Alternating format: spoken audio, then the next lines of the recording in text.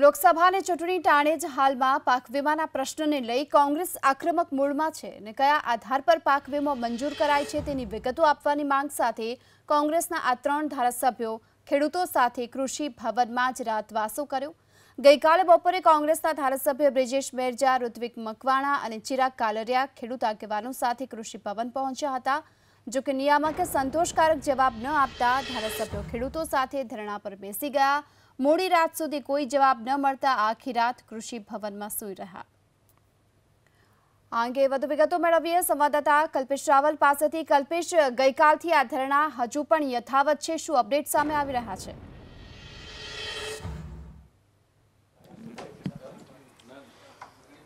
ગીતા, ખાસ અત્યારે માહિતી આવી રહી છે એ પ્રમાણે કોંગ્રેસના જે પ્રદેશ અધ્યક્ષ છે એ પણ અહીંયા મુલાકાતે આવી શકે છે। અહીંયા જે 3 ધારાસભ્યો બેઠા છે એમનું એવું કહેવું છે કે લગભગ અડધો કલાકની અંદર કોંગ્રેસના અધ્યક્ષ અમિત ચાવડા પહોંચી શકે છે। બ્રિજેશભાઈ, 2 દિવસથી આપ ધરણા પર છો અને આપના પ્રદેશ અધ્યક્ષ આવી રહ્યા છે, પ્રકારના અહેવાલો મળી રહ્યા છે। આપે જે રીતે જણાવ્યું એ પ્રમાણે મુખ્ય માંગણી જે છે 2 દિવસથી હજુ સંતોષાઈ નથી। હવે આ મુદ્દાને કેવી રીતે લઈ જશો?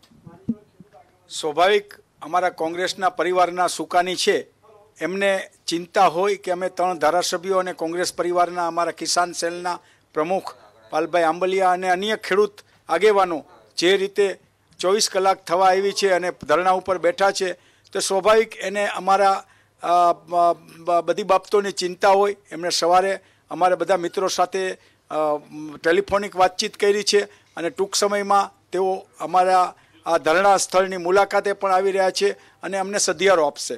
ચિરાગભાઈ, આપ શું માનો છો, ક્યાં સુધી આ લડત ચાલુ રહેશે અને જો અહીંયાથી ન્યાય નહીં મળે તો આ મુદ્દાને કેવી રીતે લઈ જવામાં?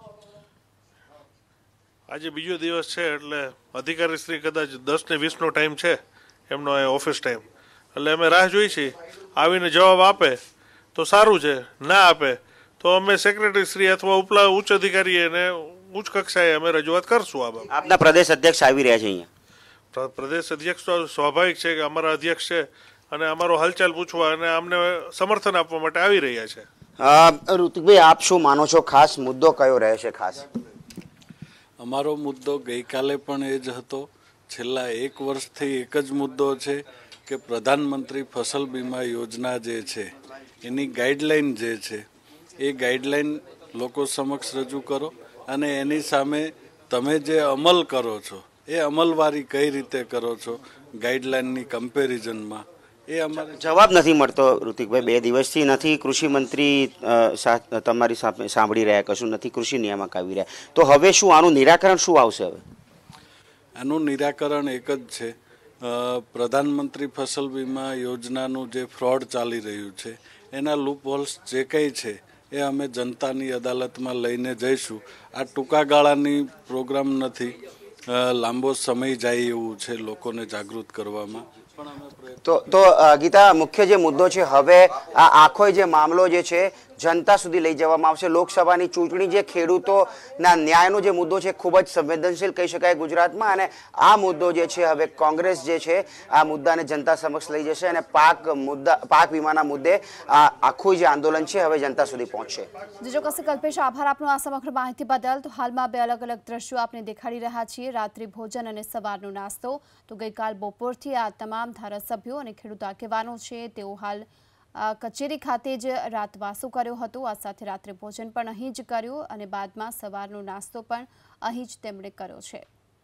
તો આ સાથે જ ગઈકાલ બપોરથી શરૂ થયેલું આંદોલન છે, ધરણા પ્રદર્શન જે આજે પણ યથાવત છે।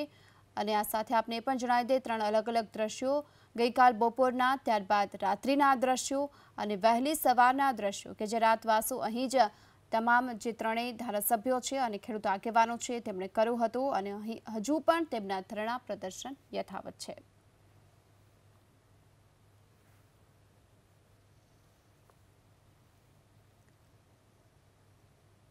તો પાક વીમાના મામલે ચૂંટણી ટાણે હવે ખેડૂતો પણ લડી લેવાના મૂડમાં છે।